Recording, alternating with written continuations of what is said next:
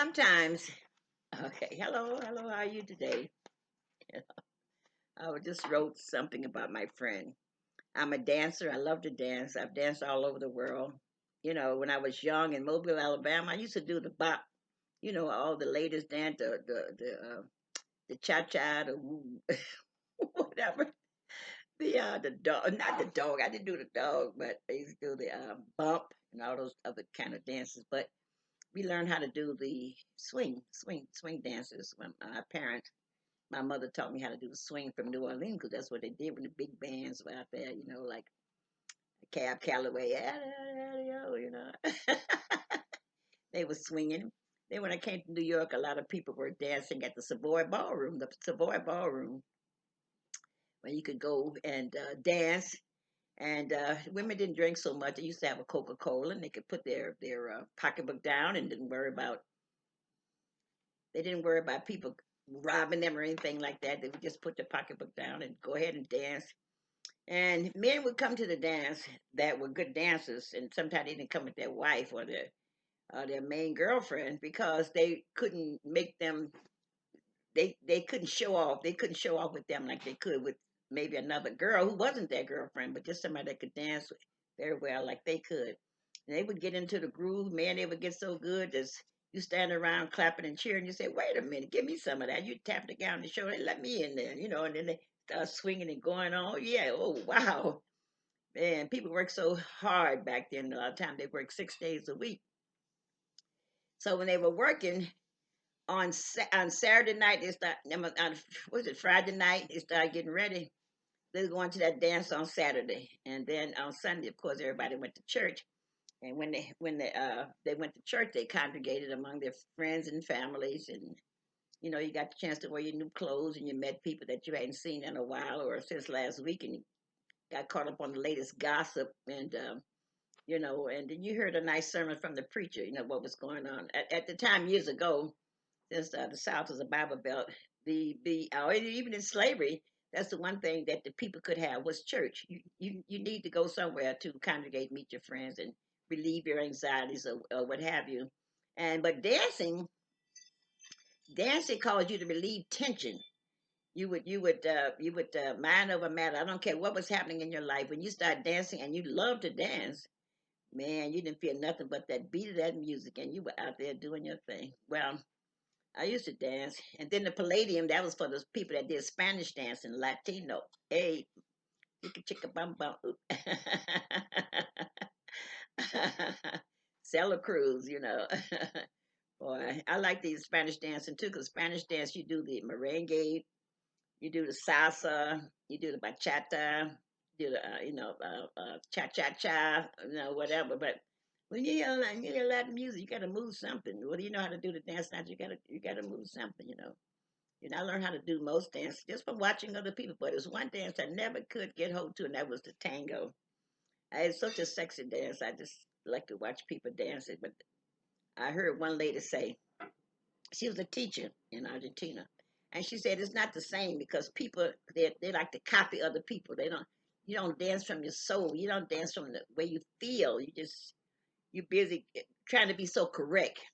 You move your foot out here, you move your body there. So they're concentrating and thinking what they're supposed to do that's correct. But when you're dancing, you're just supposed to feel the music and let it flow through your body, and you go with it like that. So you never do the same step or the same time thing twice. You would just because you never know how you're gonna feel, how the music's gonna affect you. So you just do that. You just dance that. But anyway, I then I as I got as I started to get older, I met this man. I was sitting on the bus on a boat ride one time, and this man was going around. I was sitting at a table. This man was going around asking all the ladies at different tables to dance on the boat around Manhattan. And I was looking at him. He was a very impressive dancer.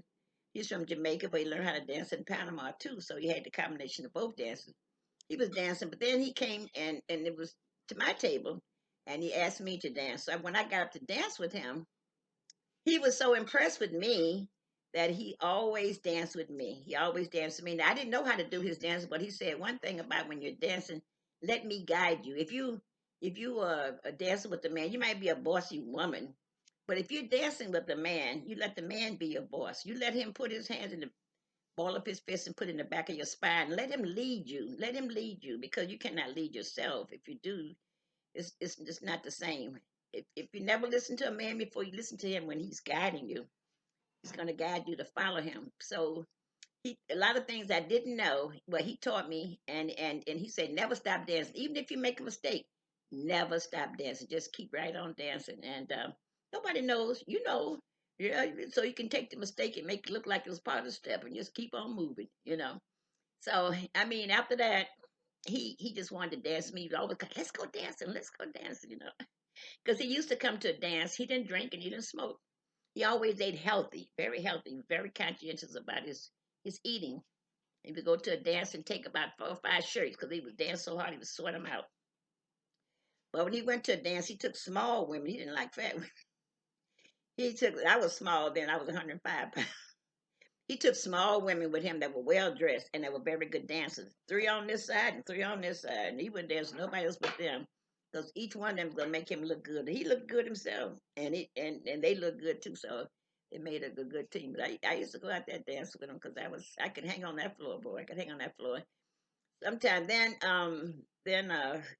later after I met him, then I met my husband, who was my first husband was an intellectual, but my second husband, after he passed away, I met my second husband, who was from Trinidad, and I liked him because he was a good dancer. Boy, could that man dance! I tell you the truth, he just got so into his steps that people just look at him and just smile.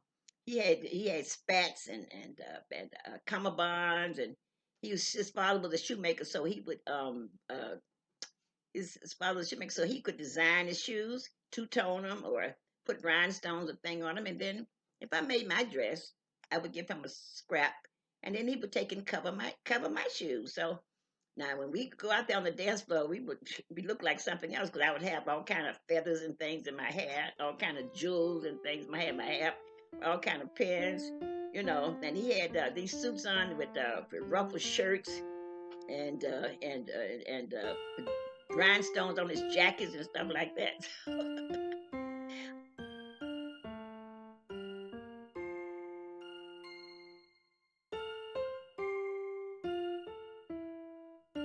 I know. I know. One time we went to California, Los Angeles, San Francisco, and we were dancing at this club.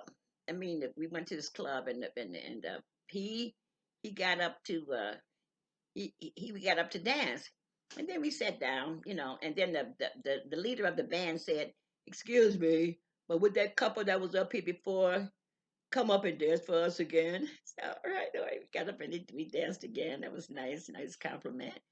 And because a lot of people can't ballroom, and even if you can ballroom, a lot of times you don't have a man to dance with you. Even if you do have a man, he might not know how to lead you. So it's a lot of complication. That's why line dancing, country dance, or whatever came into to style because people are people are they just don't have nobody to dance with, so they learn how to dance by themselves in groups. And but they just want to dance. Now you go to a lot of Spanish dances by in their house or at a place, and they would just the women they just get up and dance by themselves. They looking good, the music's good, and they get up and dance. The Spanish people do that, and the West Indian people do that too. I know that they get up and dance.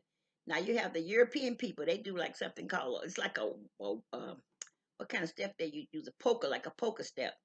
They do like in a group, so you hop in all the time, hop into different steps. Most time they dance in groups, and sometimes they switch partners and go from group to group. You might have two at a group, or you might have four at a group. But then a lot of times you take and you switch partners, and then go around and dance with different style, different music. They're all having fun. But the best polka that dance that I like is what's the name of that thing I like? Every time I hear it, I have to get up. I can't think of the name of it.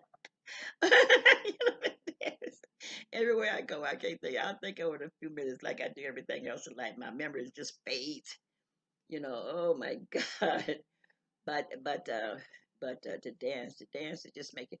Then we were at on the cruise ship. We had about 40 cruises, and then we were on a cruise ship, and we were dancing in the big auditorium, and the band was just playing. Oh, the orchestra was playing because you have a few thousand people out there in the audience. Just for was like an entertainment kind of thing,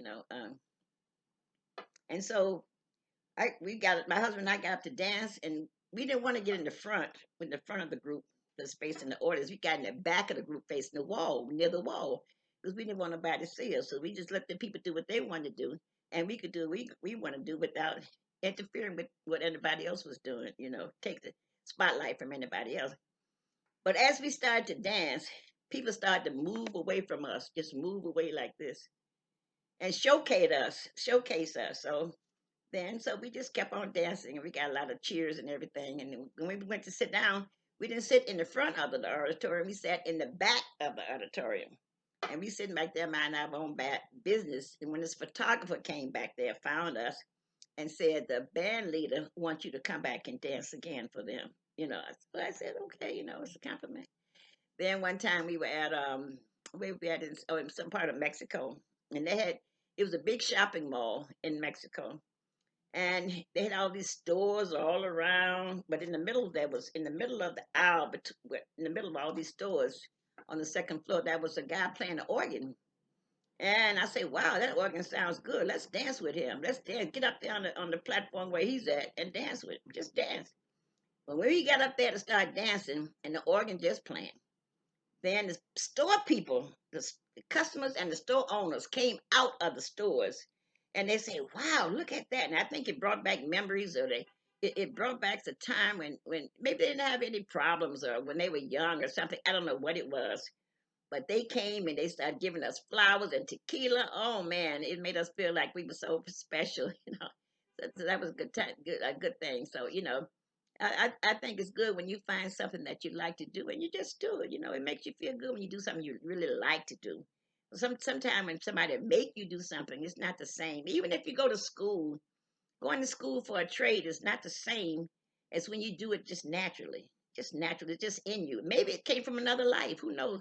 When you come here, you got all kind of gifts inside of you. Nobody know until you're exposed to it.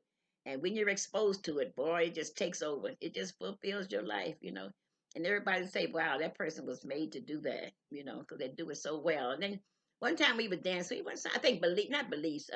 Yeah, we went to Belize, yeah, but we went. Belize is like a rainforest, but we was in this place like Turks Island, Turco, something like that. I think the Williams sister have a big hotel there. But we were there and we were dancing, and this lady said, "Please, please, I want to dance with y'all." My husband and I would dance. This lady jumped up. Well, instead of two people, now it's three. Then she would just she wanted to dance with us, and so we let her dance. A lot of times people feel like they want to do it, but they don't want to dance by themselves. They feel embarrassed to want to dance with somebody else. Another time we was on the dance floor at a big dance, a big ball, and this lady, my husband and I were just dancing. She came from behind the barrier, it's like a little fence there, and she came out there and I gotta dance, and she joined us and she started just dancing along with us. Same thing as Central Park where the ice skating rink is. Same thing. The lady jumped on the floor with us and just started dancing. She said she just couldn't help it. She wanted to dance. I know a lot of cruise ships hire people to come on a cruise ship and dance with people that don't have nobody to dance with. And I think they give them a free trip. But the fact is, the guys that's out there, they don't dance with everybody. They found out who could dance, and they used to pick a few choice people that dance with to make them look good on the dance floor. They don't just dance with everybody, but they're hard to dance with everybody. So that everybody could have fun. Because the people get dressed up, they looking good, they're feeling good, and they hear the music, they want to dance. And if you could make them feel good, then they'll want to come back again. Hey, let's go back on that cruise ship because hey, they got these dancers at the escorts out here. They would dance with you. I don't know. I don't know how I got. Anyway, I was gonna tell you about my friend. Let me see. Do I have it here? Oh, I had a friend named Albert. Oh boy, today my friend. Today is a day where okay. Today is a new day. So where's my sunshine? This is what I wake to tell myself each morning. Let's start all over again. It's a brand new day for everything. Sometime when you have people at your beck and call, you begin to depend on them and lose your self-worth. Worth. Look at the person caring for somebody and the person being cared for instance. The person doing all the caring is getting stronger and the person being cared for is getting weaker. Now, I had a friend who loved to dance, dance, dance. That is all he wanted to do. He was retired from sanitation, which meant he had a good pension. He didn't drink, smoke, gamble, or go anywhere except where music was playing. And he could dance, boy. He spent his money on clothes, and God knows he looked good, smelled good, and sure could dance good too. He had one bad habit though. Although he was 85 years old, he liked to pinch the ladies' butts. I couldn't imagine what he was like when he was a young man after seeing him in action as an old man. Who's old? He would say. He coordinated his suit, shirt, tie, shoes so that he could impress himself in the mirror and the ladies on the dance floor. He kept his hair trimmed neat and his suits were just from the cleaners. Here comes Albert. Everywhere we went, people would ask, "Where is Albert?" They knew if they saw him, they were going to dance. Women go to dance to show off their hairstyles, new clothes, shoes, bags, and nails. They prepare for this occasion for months so they can dress to impress. He would come to a dance at the beginning and leave at the last, and he would leave at the last tune was played. He went from table to table and danced with all the women and made them happy. There was this one occasion when he went to dance in Brooklyn. He had this they had this West Indian band called the Casanova, and a DJ from for when the band was on a break. They wanted the music and dancing to continue. It was a black and white ball. The balloons were in beautiful shapes all over the ceiling, floor, and tables. The tablecloth matched as well. Albert wore a black tux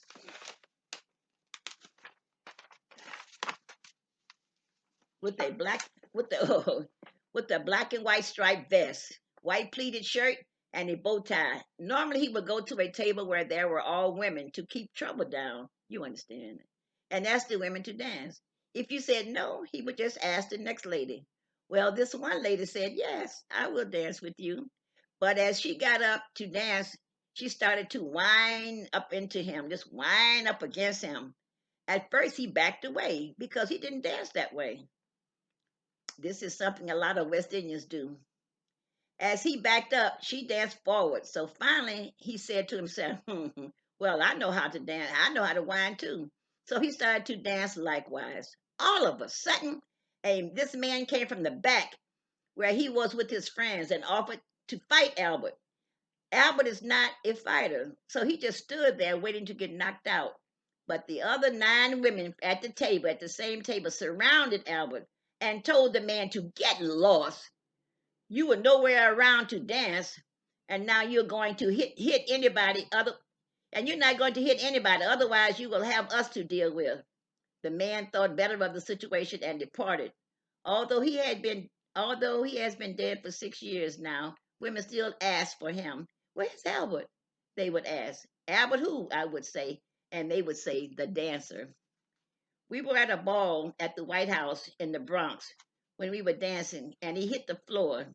The EMS was called, and they took him to the Veterans Hospital on Linden Boulevard in Queens. I wanted him closer to the city where we live, so, so his friends could visit him. But his son wanted him in Queens, where he lived. So in Queens he went. When I went to see him, the social worker interviewing him asked him, "What did he like to do for activities?" He said, anything. He didn't say anything. He asked, "Do you like puppies or children? Do, children to visit you?" He said, "No." "Do you like movies?" He said, "No." "Do you like the theater?" He said, "No." "Do you like games?" He said, "No." "Do you like trips?" He said, "No." "Do you like to read?" He said, "No." "Then what do you like to do?" He said, "I like to dance." They asked him, they asked him, but did nothing to comply with his desires. Some people are afraid for their jobs these days. So they pretend to help you, but it's their own job security that is on their minds. He had a bathroom. He had a bathroom about 15 feet from his bed, but they would not let him walk to it, although he could walk. They left him in a diaper and a wheelchair like they did with all the other patients there. His main girlfriend, a dancing partner, went to visit him, and when she got ready to leave, he said, "Wait, I'll walk you to the elevator." So he got his cane from the closet and proceeded to walk her. As the staff viewed this, A nurse rushed out on the floor and asked, "Where did you get that cane?" He said, "It is mine from home." "Who gave you permission to use it?" "You are not supposed to walk unless you get permission from the physical therapist." Then she snatched the cane and told him to go back to his room in his wheelchair. I wanted to cry because I think of this as abuse. I told Albert to speak to his son and to the ombudsman. That's a person that takes up for you in between you and the hospital. The last time I saw Albert, he was in the hospital bed, all wrapped up like a gift or something. I said to him, "Albert, do you want to dance?" He smiled. That was the last time I saw him, but God, do I remember Albert. Thank you. Thank you. Bye. Bye. Until next time.